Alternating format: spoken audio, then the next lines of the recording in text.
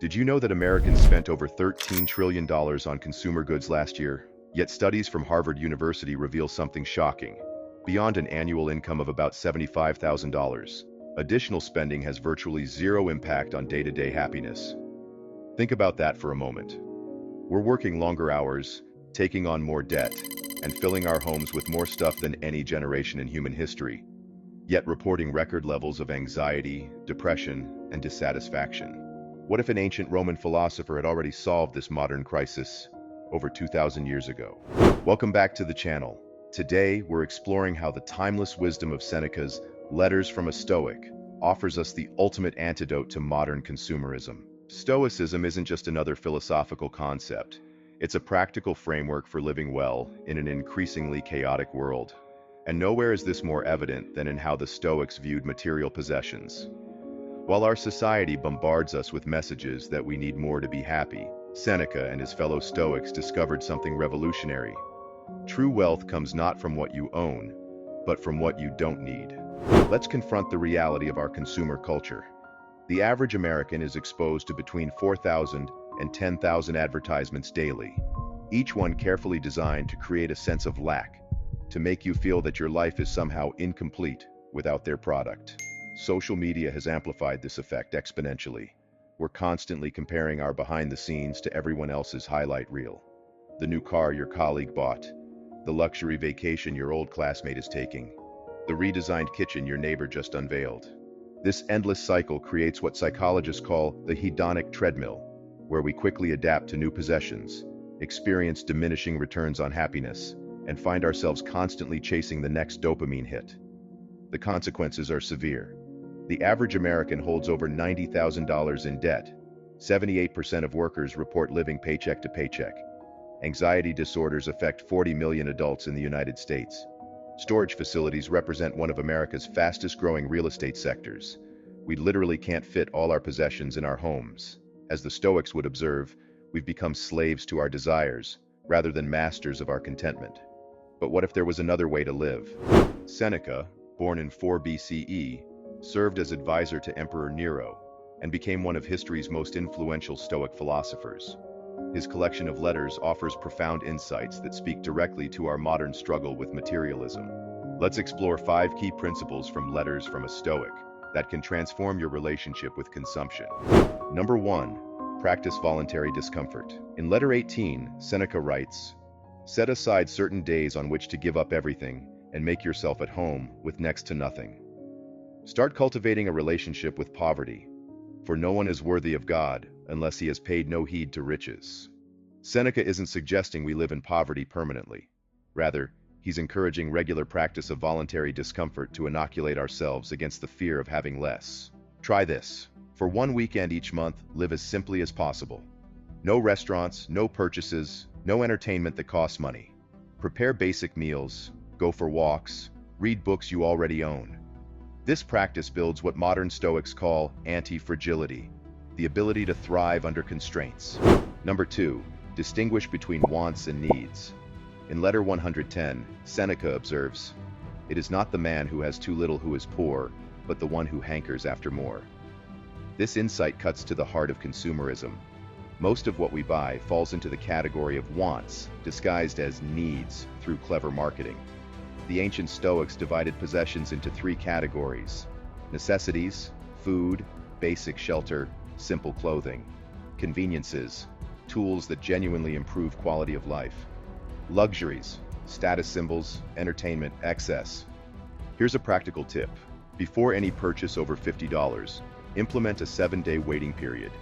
Then ask yourself, is this a need, a convenience, or a luxury? Will this bring lasting value to my life? You'll be surprised how many urgent purchases lose their appeal after just a week of reflection. Number 3. Find joy in what you already have. Letter 123 contains this gem. If you wish to make Pythocles rich, do not add to his store of money, but subtract from his desires. The Stoics practiced what modern psychologists call negative visualization, regularly contemplating the loss of what you value to increase appreciation. Try this. Each morning, spend 60 seconds imagining your life without something you currently take for granted. Your home, a relationship, your health, even something as simple as running water. This practice resets your baseline for gratitude and diminishes the pull of new possessions. Number 4.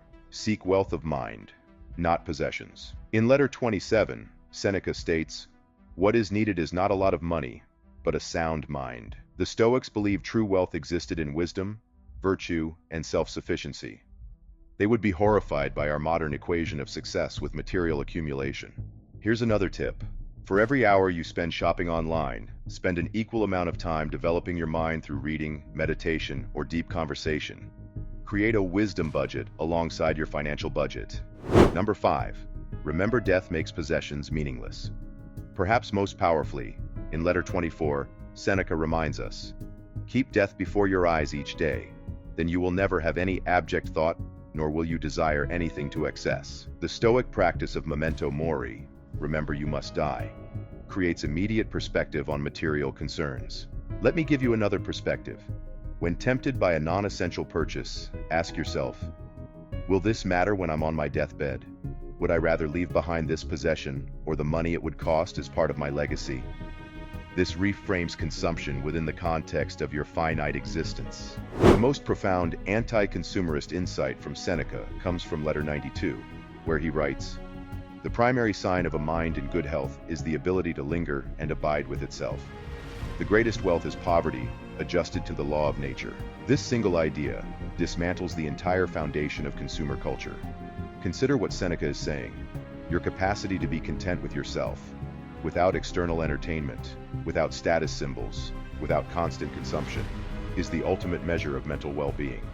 The law of nature he references is simple. Humans need remarkably little to thrive: food, shelter, clothing, meaningful relationships, purpose. Everything beyond these represents potential enhancement, not necessity. When we adjust our expectations to align with these natural limits, we experience what the Stoics called eudaimonia, a state of genuine flourishing. Imagine living with such inner abundance that advertisements become merely background noise rather than temptation. Imagine defining yourself by your character rather than your possessions. Imagine the freedom of wanting what you already have. This is the revolutionary philosophy that Seneca offers us across the centuries, one that directly challenges the emptiness of modern consumption. As we've seen, Letters from a Stoic provides us with practical wisdom for escaping the trap of consumerism. Practice voluntary discomfort to build resilience. Distinguish between authentic needs and manufactured wants. Find contentment in what you already possess. Pursue wealth of mind, rather than material accumulation. Keep mortality in perspective when making purchases. The ancient Stoics recognized what we're rediscovering today, that beyond basic necessities, well-being comes not from having more, but from wanting less. In embracing these principles, you'll find something far more valuable than any possession. Freedom from the anxiety of endless desire, independence from social pressure, and the quiet joy of sufficiency. As Seneca himself put it, "It is better to live sparsely and be free from care than to have plenty and be troubled in mind." If this approach resonates with you, I invite you to take one small step today. Identify a single area where consumerism has created unnecessary complication in your life, and apply one Stoic principle we've discussed. Share your experience in the comments below. What area of consumption do you find most challenging? Which Stoic practice seems most helpful? If these letters from Seneca inspired you, check out our video, How Seneca Used Failure to Succeed, where we explore how he used adversity, resilience, and self-reflection to overcome challenges during his exile and political downfall in ancient Rome. Remember, in a world that profits from your consumption, self-restraint is a revolutionary act. Until next time, practice virtue and reason,